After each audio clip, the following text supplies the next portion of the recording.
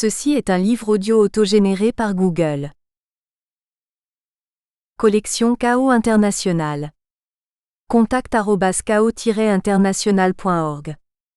Dirigé par Josépha Laroche. Comité de lecture. Thomas Lindemann, François Manga-Akoa. Frédéric Ramel, Jean-Jacques Roche. Et Catherine Wihtol de Venden. Désordre, violence, chaos. Ainsi est-on tenté de qualifier ce qui se joue aujourd'hui sur la scène mondiale. Ce chaos international laisse l'observateur souvent démuni, sinon désemparé, devant ce qui semble se dérober à l'entendement.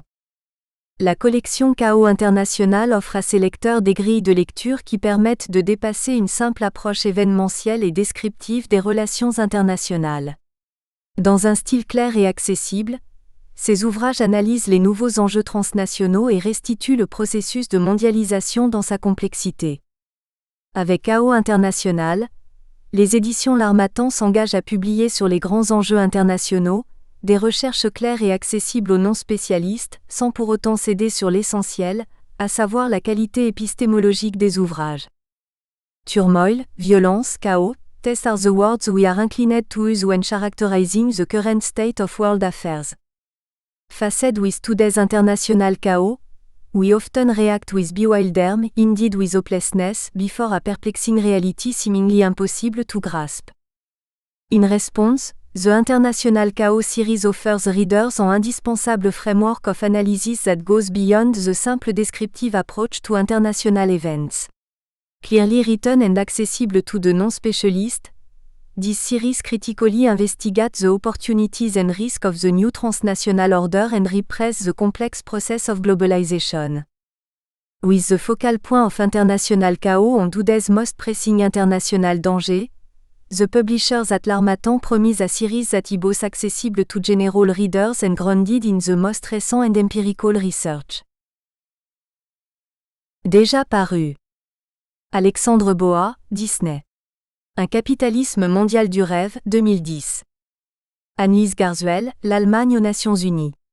Une diplomatie modeste, 2009. Hervé Pierre, Le Hezbollah, un intrus sur la scène internationale, 2008. Oriane Guilbault, Le paludisme. La lutte mondiale contre un parasite résistant, 2008.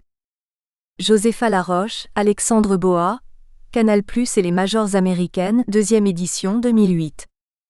Cyril Blais, Une voie mondiale pour un État. France 24, 2008. Guillaume Devin-Aide, Faire la paix, 2005. Léa Durupt, Notation et environnement, 2005.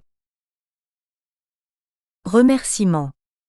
Cet ouvrage représente l'aboutissement de réflexions engagées lors d'un colloque international qui s'est tenu au Palais du Luxembourg, le 15 juin 2009. À ce titre, nous tenons tout particulièrement à remercier très chaleureusement Madame Odette Herviot, sénatrice du Morbihan et vice-présidente de la Commission de l'économie, du développement durable et de l'aménagement du territoire du Sénat, qui a apporté un soutien sans faille à cette entreprise intellectuelle. Nous voudrions également saluer la mobilisation et l'investissement des partenaires de Chaos International dans l'organisation de ce symposium. L'Institut supérieur de l'armement et de la défense, l'Institut CDC pour la recherche et CEA Global Campus. Nous adressons par ailleurs nos plus vifs remerciements à Madame Isabelle Laudier et Monsieur Scott Blair, respectivement responsables de l'Institut CDC pour la recherche et directeur du CEA Global Campus, qui ont personnellement accompagné ce projet. Cet événement a en outre bénéficié de l'appui de plusieurs revues et médias, L'économie politique, Alternatives internationales, France Culture et le quotidien Le Monde. À cet égard, nous tenons à rendre hommage à la forte implication de messieurs Thierry Garcin, Antoine de Ravignan et Christian Chavagneux. Josépha Laroche. Directrice de Chaos International. La mise en forme du manuscrit a été réalisée par Simon Uzenat. Liste des contributeurs. André Cartapanis. Professeur de sciences économiques, IEP d'Aix-en-Provence. Philippe Gesserny. Professeur d'économie politique internationale, Rutgers University of New Jersey. Daniel Drach. Professeur de sciences politiques, Associate Director, Robarts Centre for Canadian Studies, York University. Josépha Laroche. Professeur de sciences politiques, Université Paris 1 Panthéon-Sorbonne. Thomas Lindemann. Professeur de sciences politiques, Université d'Artois, IEP de Paris. Ronen Palan. Professeur d'économie politique internationale, University of Birmingham. Franck Petiteville. Professeur de sciences politiques, IEP de Grenoble. Marc Raffineau. Maître de conférences de sciences économiques, Université Paris-Dauphine. Michel Renelli. Professeur de sciences économiques, Université de Nice Sophia Antipolis. Jean-Jacques Roche. Professeur de sciences politiques, directeur de l'ISAD, Université Paris 2 Panthéon-Assas. Philippe Riffman. Professeur de sciences politiques associé à l'Université Paris 1. Saskia Sassen. Professeur de sociologie, Department of Sociology and Committee on Global Thought, Columbia University. Catherine Wihtol de Venden. Directrice de recherche au CERI-CNRS. La course à l'abîme Josépha Laroche. On n'agit jamais davantage qu'en résistant aux représentations. En s'opposant aux opinions. Cicéron. 21 siècles après avoir été écrit, ce texte de Cicéron que nous avons souhaité placer en exergue, nous invite rien moins qu'à la résistance devant les opinions, source de tous les aveuglements et de tous les emportements. Aujourd'hui encore, il appelle à la déconstruction d'un sens commun si dangereusement familier. Il nous exhorte à chasser sans relâche les routines de la pensée, les évidences faussement rassurantes. Bien plus que d'une simple entreprise heuristique, il s'agit en fait d'un véritable sport de combat. Pour reprendre le mot célèbre de Bourdieu, pour qui rien n'était plus dogmatique qu'une doxa. Produire des biens de connaissances critiques, tel est l'objectif épistémologique de Chaos International et tel est par conséquent celui de cette entreprise collective. Autant dire qu'à chaque fois qu'il y aura lieu, notre démarche n'hésitera pas à bousculer les définitions socialement construites comme légitimes, et à emprunter les chemins féconds d'une épistème hétérodoxe. Cependant, pour aussi ambitieux que soit ce programme, sachons rester modestes en gardant toujours présent à l'esprit que tout savoir scientifique qui se constitue doit accepter d'être vulnérable et partiellement contesté, comme le rappelle Georges Ballandier II. Ajoutons que toute accumulation de savoir, portant sur des objets aussi vastes que la mondialisation ou la crise actuelle, doit pouvoir dépasser le carcan des patriotismes disciplinaires afin de s'appuyer sur une interdisciplinarité maîtrisée. C'est précisément l'objectif de l'ouvrage Un monde en sursis. Composé de 3 parties, il esquisse tout d'abord une sociogenèse de ce partage violent du monde 3, pour reprendre le mot de Fernand Braudel à propos du capitalisme. Pour ce faire, dans une première partie rasque sans retour sur les risques, André Cartapanis, Philippe Gesserny, Ronen Palan et Michel Renelli reviennent sur les intrications existant entre le politique, l'économique et l'éthique. En l'occurrence, à partir d'objets de recherche aussi différents que les théoriciens de la finance mondiale ou bien les paradis financiers, ils se livrent à une évaluation des déterminants de la crise, permettant ainsi aux lecteurs de dépasser leur apparente opacité. Puis, Franck Petiteville, Thomas Lindemann, Jean-Jacques Roche et Marc Raffineau abordent la question de la gouvernance mondiale en traitant du multilatéralisme sous contrainte qui oscille suivant les acteurs, organisations internationales, hégémons et États, entre reconfiguration et régression. Sont alors examinées différentes options de gouvernance, les contributeurs en venant immanquablement à aborder la question de la structuration de la scène internationale. Enfin, dans un troisième ensemble intitulé La sécurité humaine en péril, Philippe Riffman, Catherine Wihtol de Venden, Saskia Sassen et Daniel Drage s'attachent à la globalité même de la donne financière pour en souligner les effets dévastateurs extrêmement diversifiés au plan social. Mais avant de traiter directement des éléments constitutifs d'une situation mondiale qui ne cesse de s'aggraver, empruntons tout d'abord un chemin de traverse dont l'hétérodoxie pourrait bien, contre toute attente, épargner au lecteur les fausses pistes que ne manque jamais de produire la force de l'évidence factuelle et énumérative. Après le krach de 1929, Keynes aimait à dire combien il n'existait pas de phénomène purement économique, qui fût soumis à des lois naturelles comme dans le monde physique. En fait, il a toujours appréhendé l'économie comme une sphère éminemment politique, sociale, psychologique et culturelle. N'a-t-il pas lui-même fréquemment utilisé les termes psychologie et psychologique, en particulier dans la théorie générale de l'emploi, de l'intérêt et de la monnaie, théorie fondée sur 3 facteurs fondamentaux: la propension psychologique à consommer, l'attitude psychologique relative à la liquidité et l'évaluation psychologique du rendement futur des capitaux. 4. Gageons que le dialogue entre la science économique et les autres sciences sociales pourrait être aussi stimulant et fécond que le fut le rapprochement intellectuel accompli par Keynes et Freud eux-mêmes, avec la perspective d'une meilleure connaissance de leurs œuvres respectives pour mieux comprendre le monde 5. Nous voudrions ici convaincre de la nécessité d'une approche interdisciplinaire, sans oublier pour ce qui concerne cette partie introductive, la psychanalyse. En effet, les concepts forgés par cette discipline permettent un examen au plus près des acteurs. Ils éclairent en particulier leur insatiabilité financière, leur passion comme leurs émotions, tout en offrant un cadre d'analyse susceptible de rendre compte de la structuration actuelle des relations internationales. Ainsi, par exemple, la notion de pulsion de mort nous paraît particulièrement féconde. Rappelons brièvement qu'elle a été introduite par Sigmund Freud en 1920 dans Au-delà du principe de plaisir, où il y désigne toutes les tendances à la destruction d'autrui et à la destruction de soi. La pulsion de mort se manifeste également, selon lui, par des orientations agressives, un désir d'emprise et une volonté de puissance. Elle présente un caractère régressif, en tirant l'humain vers l'en-deçà, vers l'infraculturel, voire l'infrahumain. Pour Freud, c'est elle qui maintient les hommes dans un état antérieur, préculturel, barbare ou qui, le cas échéant, les reconduit vers cet état. Autant dire que la régression vers la pulsion de mort apparaît donc directement corrélée au risque d'une anomie aujourd'hui mondialisée. 2. 1. L'insatiabilité de la mondialisation financière. Fondée sur une confiance illimitée en la stabilité et l'autorégulation des marchés, la course au profit s'est opérée dans la plus parfaite des mesures, affranchie de toute exigence éthique. Les fluctuations et les incertitudes liées aux devises ainsi qu'aux mécanismes de réserve ont notamment illustré l'incapacité des institutions financières à réguler le système. La désorganisation qui en a mécaniquement résulté n'a pas pour autant été perçue par les principaux protagonistes comme dysfonctionnelle ni, a fortiori, comme un risque. Au contraire, leur désir de richesse s'est d'autant plus facilement étendu qu'il a pu emprunter les voies d'une accumulation incontrôlable.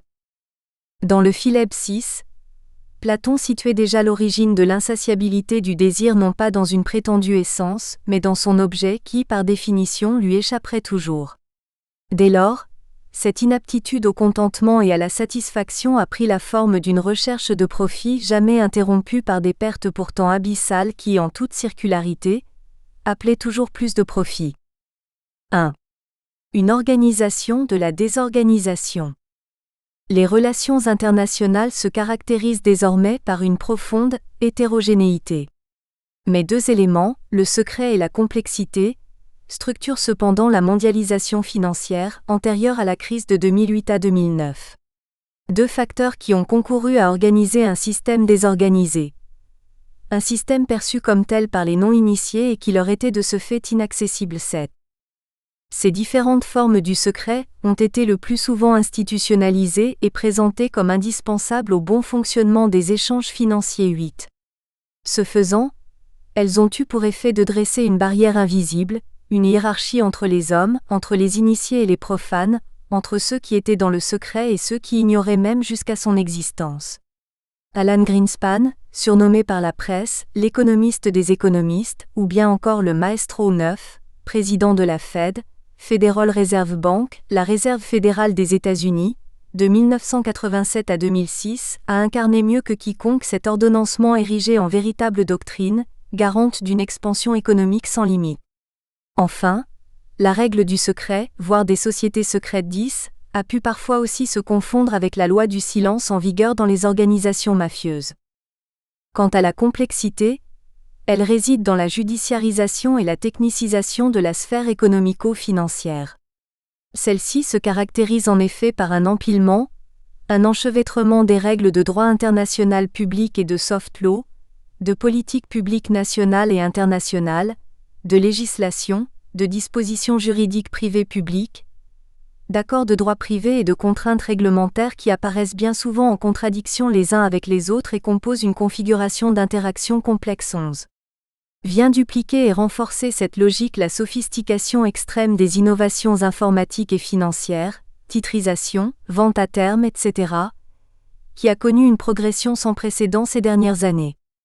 Enfin, mentionnons également la complexité juridico-institutionnelle et procédurale dont sont en charge les firmes transnationales du droit au premier rang desquelles celles du Magic Circle, les cabinets Allen et Overy, Clifford Chance, Freshfields Bruckhaus de Ringer, Linkletters et Slaughter & May, ou bien encore les cabinets Rosen Esperluet Katz, WLRK, Quinn Emmanuel Urquhart et Oliver & Hedges, auxquels il convient d'ajouter les Big Four, c'est-à-dire les 4 plus grands groupes des '. Audit au plan mondial, anciennement Deloitte Touche Tohmatsu, DTT, Ernst & Young, E&Y, KPMG et PricewaterhouseCoopers, PwC 12.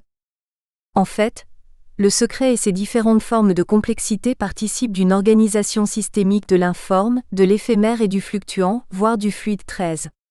En outre, la terreur d'une incertitude permanente et d'une instabilité incessante règne d'autant plus aisément que les enjeux sont pour une grande part dématérialisés. Autant de données qui concourent à l'existence d'une grande opacité structurelle de cette finance mondialisée. L'opacité structurelle des règles du jeu. Appréhendons la scène internationale régie par l'économie mondialisée, comme une zone de jeu 14.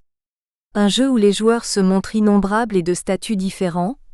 Un jeu où se côtoient des États, développés et en développement, des banques privées, des banques publiques, des compagnies d'assurance, des cabinets de lawyers, des agences de notation, des fonds d'investissement, des entreprises transnationales, des organisations régionales, des ONG, des paradis financiers, des opérateurs illicites, réseaux mafieux et des individus, traders, top leaders, simples particuliers, ou bien encore des organisations internationales à vocation financière telles que le FMI, Fonds monétaire international, actuellement en pleine reconfiguration stratégique, voire la contribution de Marc Raffineau.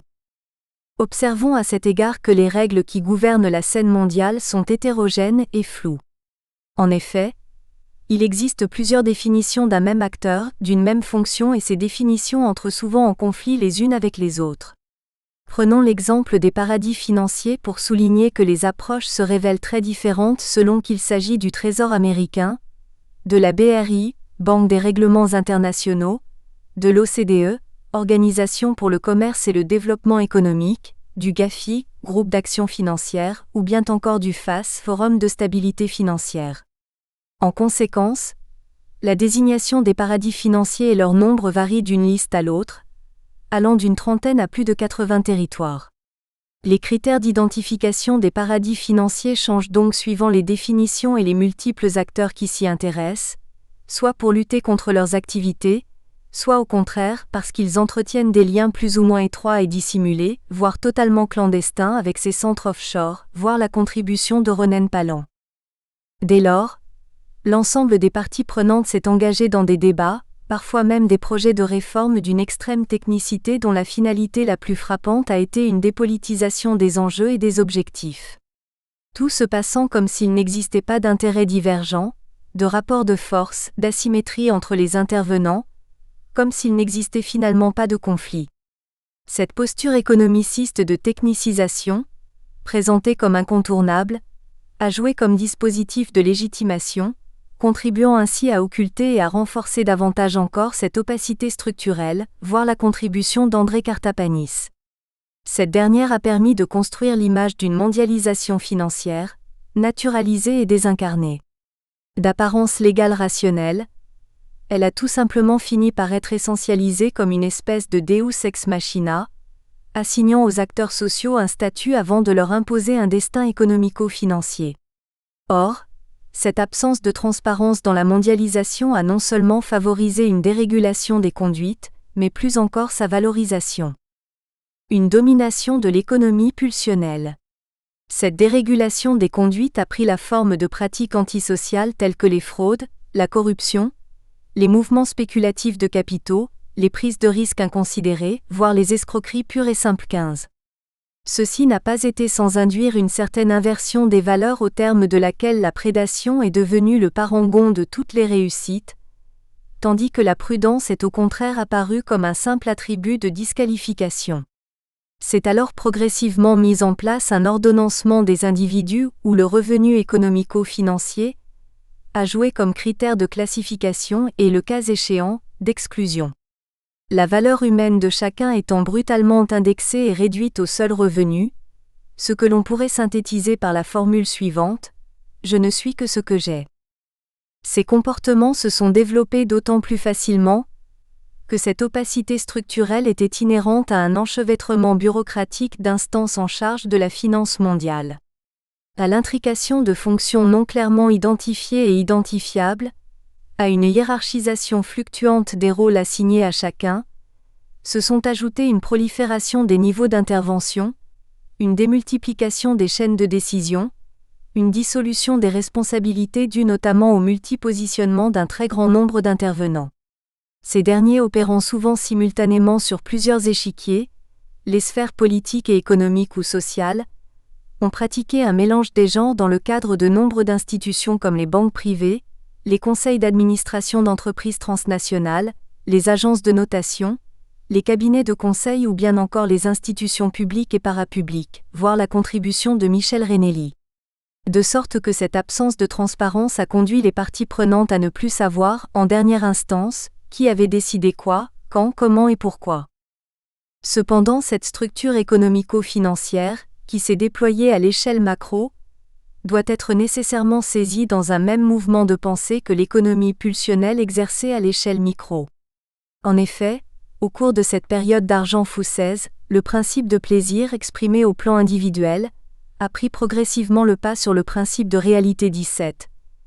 La satisfaction de toutes les pulsions étant comblée par les voies les plus rapides, sans contrainte et sans respect d'aucune limite. Le fonctionnement de la finance mondiale pouvant alors se résumer à l'axiome « tout est possible, tout est permis ». Ceci marque bien là son caractère d'exception, sa nature radicalement étrangère à la définition même de toute loi qui ne peut exister sans borne. 18. C'est ainsi que se sont établies des chaînes de complicité et de transactions collusives qui ont non seulement conduit à des conflits d'intérêts, des enrichissements personnels outranciers, à l'institutionnalisation de privilèges professionnels exorbitants, mais plus encore à la mise en place d'un système présumé valide donc légitime.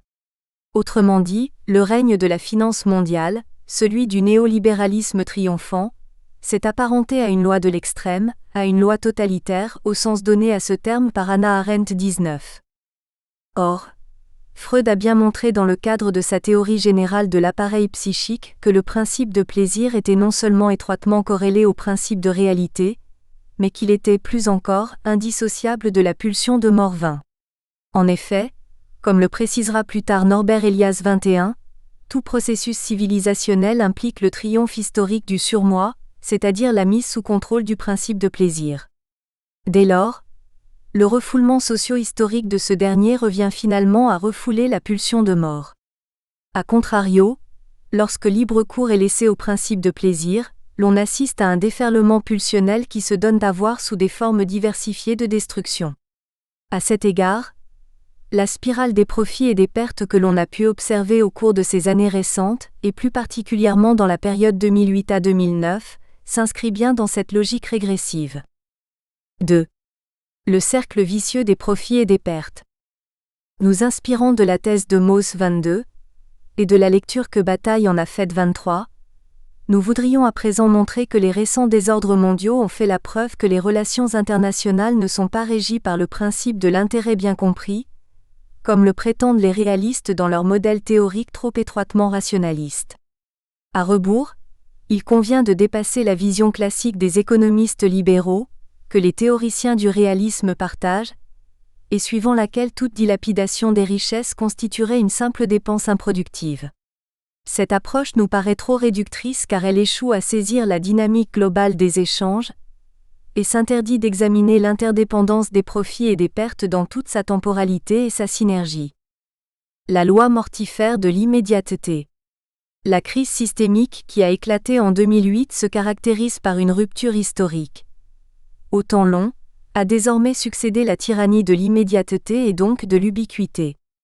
L'ordre mondial est à présent dominé par cette instantanéité qui modifie les schèmes de perception et les comportements des acteurs 24.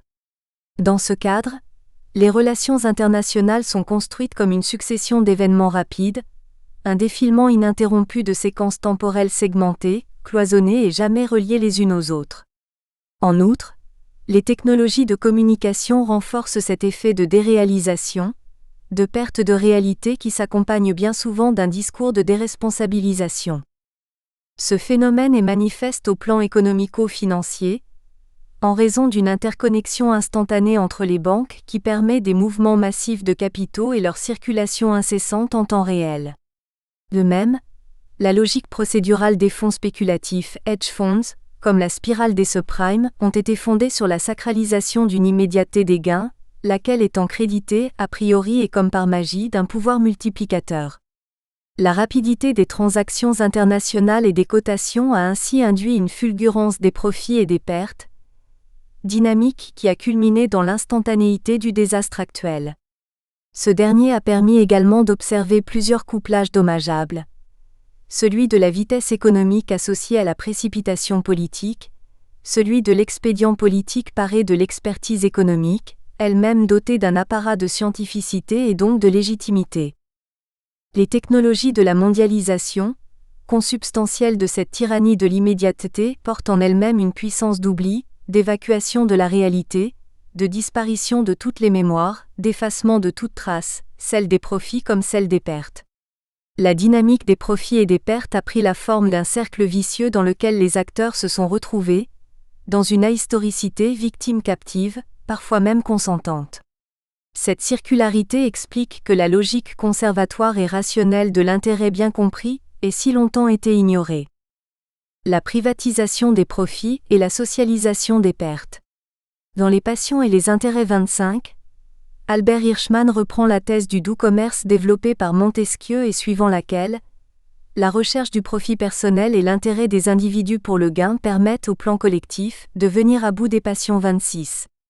Ce faisant, Hirschman souligne le caractère fonctionnel de ces dernières, la recherche du gain économique pouvant éviter la violence guerrière ou politique. Mieux, s'il reconnaît que l'intérêt constitue bien une passion individuelle, il considère que cette dernière a pour particularité d'être étroitement et paradoxalement associée à la raison. Autrement dit, il s'agirait d'une passion régulatrice. Ce faisant, le sociologue américain élabore un modèle théorique dans lequel pourraient être réconciliés les passions et les intérêts, là où dans La richesse des nations 27, Adam Smith les avait séparés, isolant l'intérêt du réseau passionnel dans lequel il l'estimait inséré. Par de constants allers et retours, du privé au public, de l'individuel au collectif, l'intérêt tel qu'il est présenté dans la thèse du doux commerce, ferait donc ressortir la capacité des conduites individuelles intéressées à se stabiliser, à se polisser d'elles-mêmes. Dès lors, il ne serait donc pas nécessaire de les contraindre ou de les restreindre en recourant à une quelconque instance publique. L'intérêt individuel pourrait en quelque sorte rationnellement et utilement calmer les passions collectives, là où parfois même échoue la morale. On retrouve sous-jacent ici le débat ancien qui oppose la thèse de la rationalité des conduites individuelles, comme dans la théorie du choix rationnel, et celle du lien social, présente dans l'analyse de Simmel 28. On reconnaît cette dualité également dans l'opposition entre l'approche cognitive qui prolonge la théorie des sentiments moraux de Smith 29 et le courant rationaliste, illustré notamment par les calculs utilitaristes du bien-être. Mais le modèle théorique suivant lequel la société de marché procéderait du seul intérêt égoïste d'agents individuels qui ne se soucieraient que d'eux-mêmes et œuvreraient, à ce titre, au bien commun, ne résiste pas à l'observation empirique. Force est de constater que l'économie de marché mondialisée contribue souvent aujourd'hui à des formes de destruction du lien social, qu'il s'agisse des superbonus, des écarts considérables de revenus, des golden parachutes, ou bien encore des disparités de traitement sociopolitique entre les différentes catégories sociales. Autrement dit, la logique du doux commerce, invoquée jadis, n'opère plus car l'intérêt régule moins les passions qu'il ne tend à les exacerber. En retour, les passions détruisent l'intérêt, fermant ainsi le cercle vicieux des profits et des pertes. 2. Une mondialisation de l'anomie. Les crises économiques constituent le principal exemple présenté par Durkheim pour illustrer l'anomie aiguë, qu'il s'agisse de désastres économiques ou de crises de prospérité, c'est-à-dire pour ces dernières d'heureuses mais trop soudaines transformations. 30. Dans les deux cas, Durkheim estime que l'ordre collectif s'en trouve substantiellement perturbé. En l'espèce, il n'entend caractériser que l'état d'une société interne. Or, nous voudrions recourir ici à ce concept d'anomie pour mieux rendre compte de l'état actuel des relations internationales. En effet, ni la densification, ni la diversification des acteurs présents sur la scène mondialisée, ni même l'existence d'un hégémon, voire la contribution de Thomas Lindemann, ne signifie nécessairement le resserrement des solidarités et l'émergence de stratégies coopératives dans le cadre d'un système ordonné et régulé, voire la contribution de Jean-Jacques Roche. Bien au contraire, la récente crise de la finance mondiale a mis à jour l'absence de cadre stable. A fortiori, nombre de conduites erratiques témoignent d'une dissolution des valeurs communes et participent d'une logique d'atomisation en cours. 31. 1. De la frénésie financière à la dépression sociale. Durant cette dernière décennie, la mondialisation n'a pas été synonyme de croissance générale et solidaire d'une économie unifiée et pacifiée. Ni à l'échelle internationale, ni à l'échelle individuelle, elle n'a permis de réduire les inégalités les plus criantes, voire la contribution de Philippe Riefman. On note au contraire une accentuation des clivages. Ainsi, des régions, des pays, ont été exclus de la redistribution des richesses et progressivement marginalisés, tandis que d'autres, comme le Brésil, la Chine et l'Inde, connaissaient une très forte expansion. 32. Avec la crise, on a assisté à un retour en force du protectionnisme et à une régression du multilatéralisme commercial qu'une OMC, Organisation mondiale du commerce, affaiblie s'est montrée bien en peine de promouvoir, voire la contribution de Franck Petiteville. Dans le même temps, le culte de la performance financière a non seulement joué au sein de chaque société comme paradigme macro-social de référence, mais aussi et plus encore comme injonction intériorisée par les acteurs sociaux, dans le cadre d'un darwinisme social devenu dominant. Ces derniers ont alors dû s'engager dans une compétition de tous les instants, sous peine de se retrouver purement et simplement exclus. Parallèlement, une segmentation accrue des solidarités a ouvert la voie à un mouvement d'atomisation sociale. La spirale d'une répartition inégalitaire des richesses. Depuis les années 80, la répartition des richesses est apparue de plus en plus inégalitaire en raison d'un partage de la valeur ajoutée entre le travail et le capital, plus favorable à ce dernier. Si l'on prend le cas représentatif des États-Unis, on constate que les écarts de revenus y sont devenus de plus en plus inéquitables. Ainsi, 1% des citoyens les plus riches, qui disposaient déjà en 1970 de 5,1% des salaires et autres rémunérations du travail, en détiennent aujourd'hui 12%. Or, ces disparités se sont encore accentuées depuis le début des années 2033. À présent, on estime que 1% des plus riches s'est approprié 75% de la croissance économique entre 2002 et 2006. Plus on se dirige vers le sommet de la pyramide sociale, plus la part de leur patrimoine apparaît proportionnellement importante. A fortiori, si l'on étudie la distribution de l'ensemble des richesses et non plus celle des seuls revenus, les différences sont encore plus marquées car 1% des Américains les plus aisés détient près du tiers des richesses et 10% d'entre eux près des 3/4. Ces inégalités ont été facilitées par l'appauvrissement et le retrait de l'État, observés dans tous les pays, donné allant de pair avec la mondialisation du marché. 34. Cette absence de justice sociale s'est caractérisée par un impôt sur le revenu moins redistributif, des politiques publiques plus restrictives, mais aussi des taux de rendement du ROE, Return on Equity élevés et un primat de l'actionnariat. De sorte que ce partage inéquitable des ressources interdit aux plus pauvres de vivre leur rêve de consommation sur la seule base de leurs revenus. En l'absence d'augmentation de ce dernier, ils ont donc eu recours à l'endettement pour continuer de consommer, voire la contribution de Daniel Drach. C'est ainsi que dans la crise des subprimes, les plus défavorisés ont dû contracter des crédits coûteux et risqués afin de pouvoir réaliser leur projet d'accès à la propriété. Autrement dit, ils se sont impliqués dans des activités socialement dangereuses pour eux-mêmes, inscrivant leur comportement dans une logique de déni de réalité. L'engrenage financier, dans lequel ils ont alors été pris, a revêtu d'autant plus d'ampleur qu'ils ont été incités à se lancer dans cette fuite en avant par des courtiers rémunérés proportionnellement au montant des contrats signés, voire la contribution de Saskia Sassen. Ce faisant, ces acteurs sociaux répondaient à la nécessité de consommer qui constitue tout à la fois un élément de la réalisation de soi et un marqueur de réussite sociale. Dans la théorie de la classe de loisirs, Thorstein Veblen a bien souligné en son temps le rôle central joué par la consommation ostentatoire et les luttes sociales qui prennent la forme d'une rivalité pécuniaire entre acteurs 35.